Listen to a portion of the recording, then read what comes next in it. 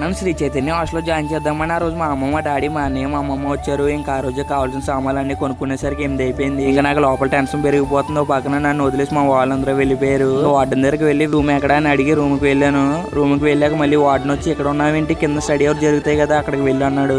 ఒక పక్కన గుండె కొట్టేసుకుంటుంది. ఒక బుక్ తీసుకుని కిందకి వెళ్ళాను. అప్పుడే నా 10th క్లాస్ ఫ్రెండ్ కూడా అక్కడే జాయిన్ అయ్యాడు.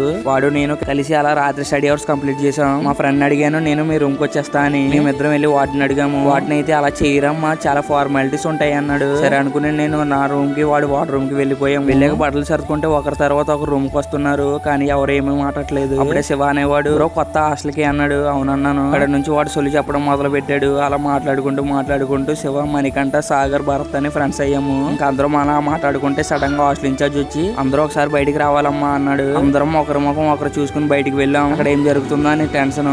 మిగతాది రేపు చెప్తా. వీడియోలు ఎంత అయిపోతుంది. Bye guys, see you in the next vlog.